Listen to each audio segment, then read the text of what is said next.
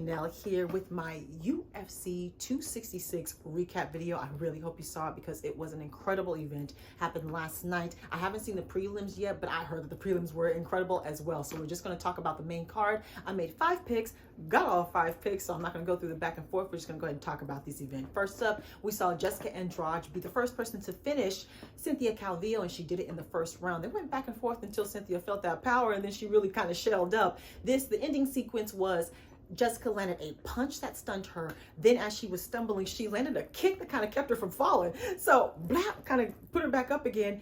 And then she landed like 12 to 15 shots to Cynthia while Cynthia was trying to get to the cage.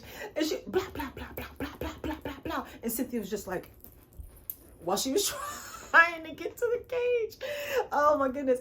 Jessica was on her, of course, when she got her back to the cage. A couple of good shots got through, turned her to her side, had her bent over like this. She got some more shots in. Ref stopped the fight. It was a good stoppage because not only was she not returning fire, she wasn't trying to improve her position either.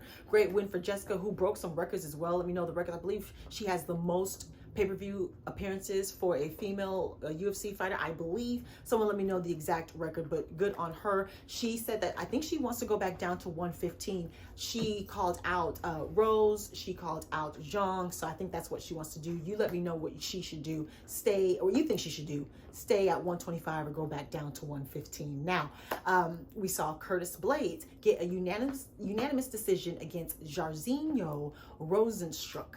I'm getting better at pronouncing his name, to a hail of boos from the crowd throughout the entire fight. Again, the prelims apparently were lit. The first fight, the girls went at it, and these big boys came in here and played kind of a safe game. Curtis had enough boxing, enough stand-up game to get to his wrestling. He got a takedown in each round. The best shot that Jairzinho did land was a knee that actually swole up Curtis's whole eye. It happened, I believe, in the second round. And Curtis was like, yeah, I'm not messing around with you on the feet. Down you go. We're going the safe route. And afterwards, he said he'd take the winner or loser from Francis and Cyril, or he'll take Stipe or possibly John. I'm not sure that he'll get any of those. So you let me know who you think Curtis Blades should fight next. Now, the people's main event as it is, and we saw the return of Nick Diaz after 6 years. This was supposed to be welterweight, ended up getting pushed up to middleweight last minute. Seemed like there was some funny business going on, which Nick almost confirmed pretty much at the end. We'll get to that in a minute. This fight, I mean, lived up to all the hype. It was amazing on both parts. This was Robbie Lawler, former champion Robbie Lawler, who seemed to kind of, I feel like people kind of turned on him a bit because we love Nick so much. I was like, we forget we love Robbie Lawler too, and he's an amazing fighter who puts on amazing performances. And this was kind of a classic Robbie Lawler. He seemed like he enjoyed himself in this fight, and yes, he won this fight. You have to see it for yourself. I don't even think I can actually describe what happened. Nick started off with doing like this spinning kick, which Robbie was able to evade, and then he just came to his chest, came hard. Punches to the body, to the face. They fought in the phone booth the entire fight. It was amazing. Robbie stayed in his face, pushed him back, had him fighting off his heels the entire time. For a minute there, it looked like he might actually finish Nick early. Then Nick kind of shook it off, found his range a little bit, and he did look slower than normal. His timing was off. The sharpness of his punches weren't in there. These were kind of things I expected after not fighting for 6 years. There was some leg kicks that landed, but then Nick actually started landing some serious body shots that you heard. So the power is still there, but again, the timing and all of that, the sharpness of the punches. So he was fighting off his back heels the entire time, backpedaling. At one point, Robbie landed a kick to the liver that you could tell really affected Nick. And he kind of actually started walking away at that point. But again, Robbie stayed on him. And even still then, with the counterpunching of Nick Diaz, who was still clearly a better traditional boxer with his jabs, with his punches, had Robbie gave him space, he probably wouldn't have gotten in trouble so quickly, and the pressure of Robbie wouldn't have got to him, because I believe that is what won him this fight and how it ended up ending in the 3rd round, which I'm almost there.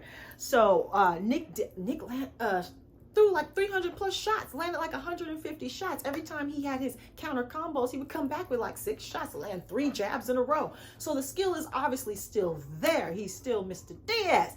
But again, cardio wise, because he's a cardio machine, and it didn't look quite there, but again, it is different when you have someone pressuring you the way Robbie Lawler was. Robbie Lawler had much more on every shot he landed, so when he landed, it affected Nick more. So this ended in the third round. Robbie landed a shot, which I don't know if it broke Nick's nose, but definitely a lot of blood started coming from it. And then as he was kind of falling to the ground, Robbie landed another shot as well. And then he stood back to let Nick get up. Be like, get up, I know I stunned you with that one. And Nick was like, nah. So I don't know if the nose was broken. Someone let me know if the nose was broken, but it seemed like Nick was just done. He's like, all right, that's it. Afterwards, he said I had it coming. I don't know what he meant by that. Maybe just that the preparation wasn't there. And he also said that the way this came together wasn't right. And so there was rumors that he maybe got knocked out in training.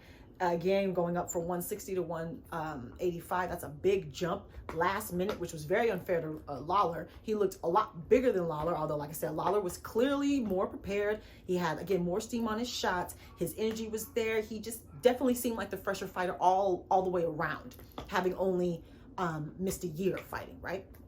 So I don't know what happened. Someone let me know any more information as to Nick Diaz. How is he doing afterwards? What happened before? What's going on in his life? Immediately afterwards, Robbie went over to him and you could hear him say, "It's okay." And he shook his hand. And I was like, man, that's why we love Robbie Lawler, man. He's just such a good guy. And he told him something to the effect of everything in your life's going to get better and you've got good things coming to you and something like that. All that in the moment. So Robbie's just a really good guy. And I think we need to just acknowledge that. So this was a great win for him. Looked like he enjoyed himself. I definitely don't think he's done. So who would you like to see Robbie Lawler fight next? And I would definitely like to see Nick fight again because, again, 6 years. Now that he got this under his belt and hopefully things can come together under better circumstances. And of course, I'd like to see Nick fight again. So let me know what you think should happen with both of these fighters. Now, co-main event, and still the UFC Women's Flyweight Champion, Miss Valentina Shevchenko. I think I'm gonna put it there. Shevchenko. Do a little twist. Shevchenko. Shevchenko. So she had a great performance. This ended in the 4th round against Lauren Murphy. And Lauren, man, she just shelled up. She felt that power and the speed advantage of Valentina. And she didn't look like herself. Lauren's a scrapper. She takes risks. And she did not fight like herself. She was very hesitant. She was, like I said, shelled up the entire time. When she did go for the one takedown attempt that I believe she did get, but it got reversed. I think Valentina was stronger than her on the ground. She didn't expect it. Either way, she just didn't really do much at all. DC had issues with her corner saying that they weren't honest with her, but I'm not sure about that because corners know their fighters very well. And had they told her exactly how it was going on, maybe it would have shattered her confidence even more. So I'm not sure about that. But what I will say is that I felt like the corner didn't give her enough to do. If nothing's working, if you're not mounting any offense, help her out. Say, yeah, man, you're not getting hurt. You're doing well, but try this, try that, do this, go after that. But like, give her something. I felt like they didn't give her enough to try. But either way, this ended in the 4th round. Valentina landed a shot right on the ear. Right on the ear, knocked her down, some ground and pound, heavy elbows, ended the fight. Valentina. All right, now, who would you like to see her fight next? She did her little dance in the ring where she spins around like 3 times and does a little, she's just so amazing. She says she's ready for a fight at any weight class, up her same weight class. I think she's even willing to go down at this point. She just wants a challenge. You have Joanne Calderwood and someone else fighting, and the winner of that, I believe, will probably be next because I believe both people in that fight have not, I can't remember who she's fighting. It's Calderwood and someone else. And I believe neither one of them have fought Valentina. So that will most likely be next. But yes, who would you like to see the queen fight next? Now, main event, and still UFC Men's Featherweight Champion, Mr. Alexander Volkanovski. He successfully defeated Brian Ortega in an amazing fight. I believe it got fight of the night and it deserved it even over the Robbie Lawler Diaz fight. It was just amazing. This is what Alexander needed. So the first 2 rounds, he basically outpointed Brian Ortega. Even Ortega's corner said that. They both actually ended up cutting each other. Brian just had a hard time finding his range and everything because Alexander put that pace on him. Stayed in his face and had a whole lot of offense, a whole lot of feints. I think that really confused him. So 3rd round, Brian knew he had to get some of this back. So he came out a lot more aggressive, took a lot more risk, paid for those risks, but eventually he actually landed a good shot that he was able to wrap up a guillotine, and he had it in. Alexander's head turned purple. We were like, oh, OMG, this is it. He had the hooks in, everything. He was on top, everything. Alexander just waits. He's kicking like a chicken. We're like, oh, he's about to pass out. Nope. Gets out of it and then unleashes the beast on Brian. Actually, no. No, that is correct. He reverses the position, gets in the full guard, and starts raining down shots and elbows. He looked mad. He was like, oh, no, you didn't do that. Oh, you tried it. Oh, you tried it. Like, he looked mad. It was like, OMG. But be careful. Got a little bit too loose. Here comes Brian Ortega, slaps up the triangle, gets the hook in underneath the knee and ankle underneath the knee and everything. We're like, here it is. Head turns purple again. We're like, this is it. Gets out of it again. Gets him up against the cage. He's like, you tried it again? Stands up in the guard and just, He's never looked so scary. He's never looked so dominant. He looked like a world beater. This is what he needed. At the end of the 3rd round, surprisingly, Brian made it out of the 3rd round. He didn't even bother to get up. He was like, I'm by my quarter, right? Oh, yeah? Okay. Let me know when the stool gets here. Mind you, there was an accidental headbutt also in the beginning of the 3rd round, which busted his nose open, Brian's. So that was unfortunate. It was bleeding profusely. I'm sure that hampered his breathing, but that's what happens. It was an accidental headbutt as well. So he gets up onto the stool, and they're trying to revive him, trying to get him together, because I mean, where he's just like, we get ready to go back into the 4th round. All of a sudden, Brian's in the handicap match against Herb Dean and the doctor. They were on him, gave him some more time to recover, but they were on him. The doctor was like, follow the finger. Can you see? What? You said all right. You said kinda. What you got? What you got? Herb's on the other side of the doctor. How many fingers? I'm not joking. He said it like 5 times, and he kept switching the fingers, and the doctor's like, what? I was like, Brian, you better defeat this handicap match so you can get back into the game and try to get this title. He defeated Herb Dean and the doctor, gets back into the 4th round, still getting his butt whooped because Alexander is on him now, of course. He's fighting back now. He's like, you know what, let's do it. I mean, he really showed his toughness as well. Alexander's on him. He manages to land like a nice little 2-piece, tries to wrap up the neck, but he ends up getting him down towards, or right next to the cage. He has a head and arm choke, or at least trying to go for that, but again, he's up against the cage, and that cage is in the way. Alexander eventually shakes it off. Beast again. What? You tried it for a 3rd time? I mean, OMG. He survives the 4th round.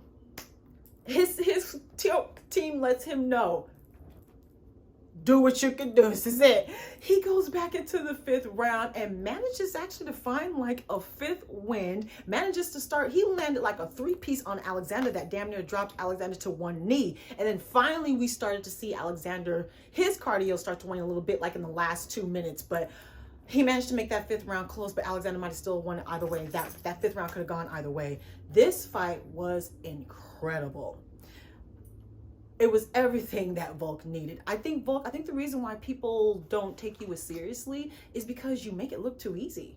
You're like, what, 19-0? And you've pretty much been running through everybody. And then when it gets to Max, your hardest test, you outpointed him. So it was just like, you know what I mean? But this right here, the fact that you almost got your no neck choked out twice, and if you had a neck, you probably would have went to sleep. I mean, and then the way you came back with that ferocity, this was your like coming out moment.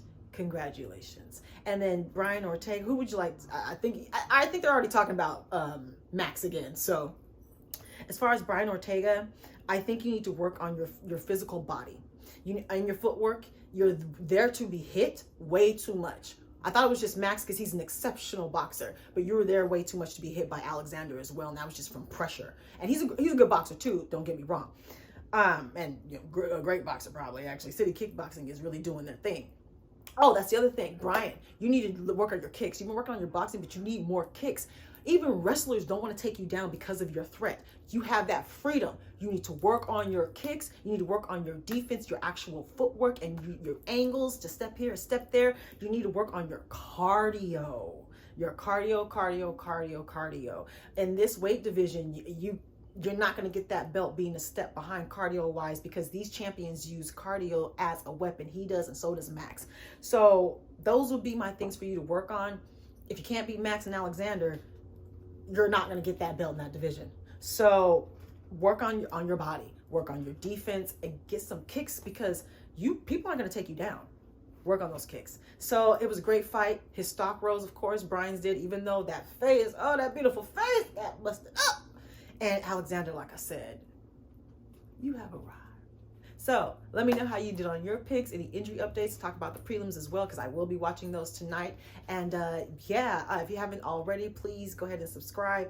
You have to follow me everywhere to get all of my picks when I do the additional picks and the movie reviews and all that stuff when everything comes out. So you do have to follow me everywhere, and all of that is in the description. Subscribe, like, talk to me, take care. Oh, go ahead and thumbs up the video, especially if you're still listening. Like the video, share the video, and please comment down below. Subscribe, like, talk to me, take care, and goodbye.